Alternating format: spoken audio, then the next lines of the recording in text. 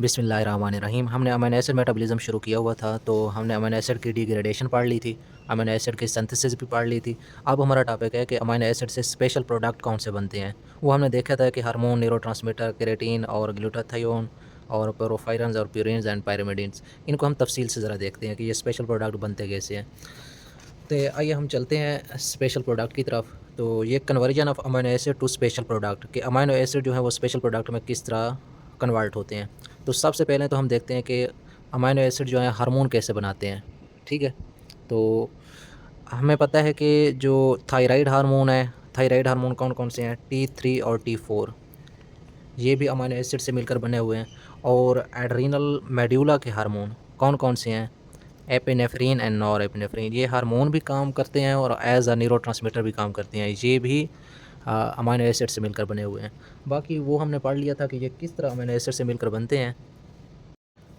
मज़ीद भी मैं आपको क्लियर करा देता हूँ कि ये किस तरह बनते हैं। हमारे पास होता है सबसे पहले फ़िनाइल एलानीन। ठीक है, ये हमारे पास ये फ़िनाइल एलानीन है। इस फ़िनाइल एलानीन की होती है हाइड्रॉक्सिलेशन और उसके नतीजे में ये बनता है टायरोसिन। फ़िनाइल एलानीन की हाइड्रॉक्सिलेशन हुई फ़िनाइल एलानीन हाइड्रॉक्सिलेज एंजाइम की मौजूदगी में, यानी OH ग्रुप ऐड हुआ और ये OH ग्रुप कहाँ लगा, इस जगह पे आके लगा, ये OH ग्रुप लग गया है। तो अब ये फ़िनाइल एलानीन से बन गया है टायरोसिन। अब ये जो टायरोसिन है, ये आपका टायरोसिन जो है ये एपिनेफ्रिन और नॉर एपिनेफ्रिन भी बना सकता है। ये आपका T3 और T4 भी बना सकता है और यही आपका जो टायरोसिन है ये मेलानिन भी बना सकता है। मेलानिन आपको पता है ये पिगमेंट है जो आपकी स्किन को डार्क कलर देता है। अच्छा, अगर इसका मज़ीद भी नहीं पता तफ़सील से मैं आपको अगर बताना चाहूँ, तो ये आपने पहले ही पढ़ा हुआ है कि फ़िनाइल एलानीन से किस तरह टायरोसिन बनता है, टायरोसिन से फिर डोपा, डोपा से डोपामीन, एपिनेफ्रिन और नॉर एपिनेफ्रिन किस तरह बनते हैं, और टायरोसिन से T3 और T4 कैसे बनती है, ये आपने पढ़ा हुआ है। लेकिन इसमें से एक अहम बात बताने वाली जो है वो फ़िनाइल एलानीन से जब टायरोसिन बनता है, जब हाइड्रॉक्सिलेशन होती है, तो वहाँ जो एंजाइम होता है फ़िनाइल एलानीन हाइड्रॉक्सिलेज़, इस एंजाइम की डेफिशिएंसी से एक बीमारी होती है फ़िनाइल केटोयूरिया, PKU, फ़िनाइल कीटोयूरिया। इस एंजाइम की डेफिशिएंसी से जब ये एंजाइम कम होगा तो ये टायरोसिन नहीं बनेगा फ़िनाइल एलानीन से। जब टायरोसिन नहीं बनेगा तो ये सारे के सारे हार्मोन नहीं बनेंगे और इस बीमारी को फ़िनाइल केटोयूरिया बोलते हैं या PKU बोलते हैं। अब हम चलते हैं आगे। ये तो है हार्मोन, बस यही हार्मोन अमीनो एसिड से मिलकर बनते हैं। बाकी कुछ जो ट्रांसमीटर हैं वो भी अमीनो एसिड से बनते हैं। जितने भी कैटेकोल्स अमाइन हैं हमारे न्यूरोट्रांसमीटर, कैटेकोल्स अमाइन ना एक न्यूरोट्रांसमीटर की पूरी क्लास है। इस कैटेकोल अमाइन के ग्रुप के अंदर सिर्फ 3 अपना न्यूरोट्रांसमीटर आते हैं, एक डोपामीन, नॉरएपिनेफ्रिन, एपिनेफ्रिन। ये तीनों के तीनों न्यूरोट्रांसमीटर कैटेकोल अमाइन के क्लास कैटेगरी में आते हैं। और ये तीनों के तीनों जो हैं, ये आपको पता है कहाँ से बनते हैं मिलके, ये भी इसी टायरोसिन से मिलके बने होते हैं। और ये आपको पता है ये कैसे बनते हैं, वो भी आपने देखा हुआ है, वही प्रोसेस ये डोपामीन, नॉरएपिनेफ्रिन, एपिनेफ्रिन, ये सारे के सारे इसी टायरोसिन से मिलकर बनते हैं। पहले हाइड्रॉक्सिलेशन होती है, फिर डीकार्बोक्सिलेशन होती है, फिर हाइड्रॉक्सिलेशन होती है, फिर मिथाइलेशन होती है एंड पे। ये सारा आपने पहले पढ़ा हुआ है।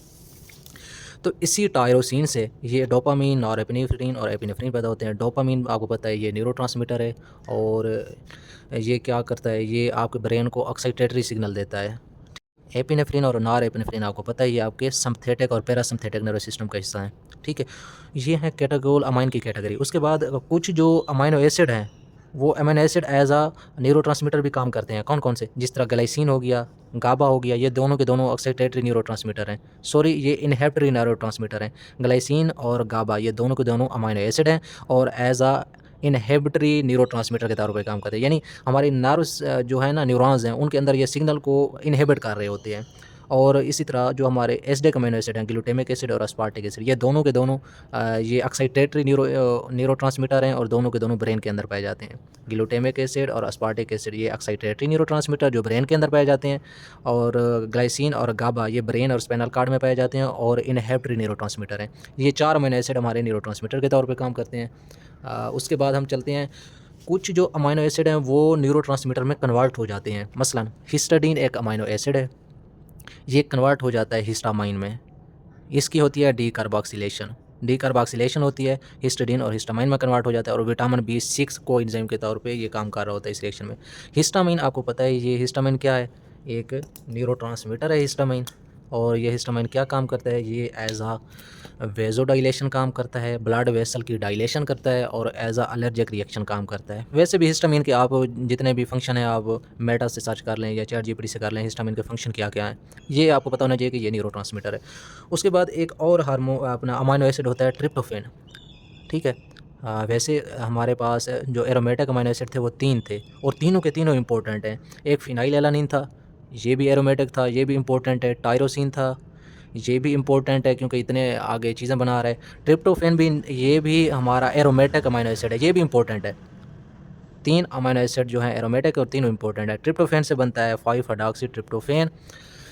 ये OH ग्रुप ऐड होता है, हाइड्रॉक्सिलेशन होती है, ट्रिप्टोफैन हाइड्रॉक्सिलेज एंजाइम काम करता है और ट्रिप्टोफैन ये 5 हाइड्रॉक्सी ट्रिप्टोफैन जो है ये कन्वर्ट हो जाता है सेरोटोनिन में। सेरोटोनिन एक न्यूरोट्रांसमीटर है, ठीक है। सेरोटोनिन के फंक्शन आपने चैट जीपीटी कर लेने हैं। उसके बाद सेरोटोनिन कन्वर्ट हो जाता है एन एसिटाइल सेरोटोनिन में और इस सेरोटोनिन एन एसिटाइल सेरोटोनिन से मेलाटोनिन बनता है। मेलाटोनिन जो है ये पीनियल ग्लैंड में बनता है, ठीक है। मेलाटोनिन का क्या काम है, ये आपकी स्लीप अवेक साइकिल को कंट्रोल कर रहा होता है, ठीक है। पीनियल ग्लैंड आपके दिमाग के अंदर होता है। अच्छा, ये आपने मिक्स नहीं करना, एक लफ्ज़ है मेलाटोनिन, एक लफ्ज़ है मेलानिन। मेलानिन जो है वो आपके टायरोसिन से बनता है और ये आपकी स्किन को डार्क कलर देता है, ठीक है। लेकिन जो मेलाटोनिन है ये सेरोटोनिन से बनता है और ये सेरोटोनिन से मेलाटोनिन बनता है और पीनियल ग्लैंड के अंदर बनता है और इसका काम स्लीप अवेक साइकिल को कंट्रोल करना है। और ये इसकी जो स्टिमुलस है ना वो ज़्यादा अगर डार्कनेस में रहें 12 घंटे से ज़्यादा तो ये तब रिलीज़ होना शुरू होता है। अच्छा, उसके बाद हम चलते हैं ग्लूटाथियोन और क्रेटिनिन की तरफ, ठीक है। इन अमीनो एसिड से ग्लूटाथियोन और केराटिन भी बनता है। ग्लूटाथियोन का आपको पता है ये एंटीऑक्सीडेंट है और केराटिन जो है ये आपके मसल के अंदर पाया जाता है। केराटिन फॉस्फेट एक एनर्जी का सोर्स है, ठीक है। इसका मैं मज़ीद भी बता देता हूँ। केराटिन जो है ये 3 अमीनो एसिड से मिलकर बना होता है।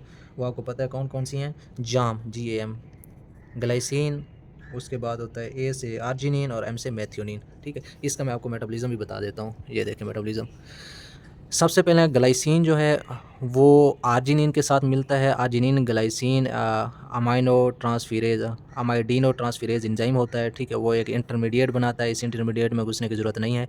फिर इस इंटरमीडिएट के साथ एक मैथियोनिन अटैच होता है, ठीक है। पहले ग्लाइसिन और आर्जिनिन एक दूसरे से मिले, फिर मैथियोनिन अटैच हुआ और नतीजे के तौर पे हमारे पास केराटिन बन गया।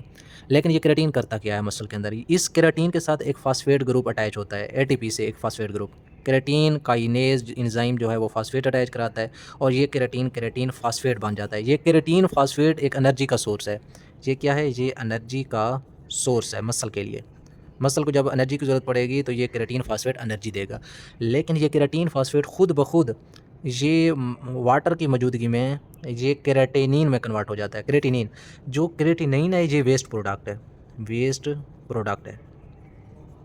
देखें, केराटिन फास्फेट एनर्जी का सोर्स था लेकिन केराटिन फास्फेट वाटर को अब्जॉर्ब करके केराटिनिन में कन्वर्ट हो गया। क्रेटिनिन जो है ये वेस्ट प्रोडक्ट है, ये आपकी जो किडनी है उनसे रिमूव होता है और इसका लेवल जो ब्लड के अंदर होता है वो 0.7 से 1.3 मिलीग्राम पर डेसीलीटर होता है। अगर ये केराटिनिन का लेवल ज़्यादा हो जाए तो आपको गाउट आर्थराइटिस हो सकती है और मुख्तलिफ तरह की बीमारियाँ हो सकती हैं क्योंकि ये वेस्ट प्रोडक्ट है, जहरीला होता है। और क्रेटिनिन लेवल जब ब्लड के अंदर ज़्यादा होता है तो इससे पता चलता है कि आपका किडनी फेलियर का इशू बन रहा है क्योंकि किडनी का काम है इनको फिल्ट्रेट करना। अगर क्रेटिनिन का लेवल ज़्यादा है, वेस्ट ज़्यादा है, तो इसका मतलब है किडनी फेलियर की तरफ जा रहे हैं। तो किडनी फेलियर की पहली सिम्टम यही होती है कि क्रेटिनिन लेवल इंक्रीज़ कर जाता है, ठीक है। तो ये केराटिन फास्फेट और क्रेटिनिन में ये फ़र्क आपने याद रखना है और ये तीनों ग्लाइसिन, आर्जिनिन और मैथियोनिन से मिलकर बने होते हैं, ठीक है। उसके बाद चलते हैं एक और स्पेशल प्रोडक्ट की तरफ, वो है पोरफायरन्स, ठीक है। अच्छा, पोरफायरन्स क्या है, ये एक साइक्लिक स्ट्रक्चर्स हैं, ठीक है। और ये 4 पायरोल रिंग से मिलकर बने होते हैं और हर पायरोल रिंग मिथाइलिन ब्रिज के ज़रिए आपस में जुड़ी होती है, ठीक है। मसलन मेरे पास 4 पायरोल रिंग हैं, ठीक है। ये 4 पायरोल रिंग हैं, ठीक है। ये 4 पायरोल रिंग आपस में मिलेंगी और उससे मेरे पास एक पोरफायरन बनेगा।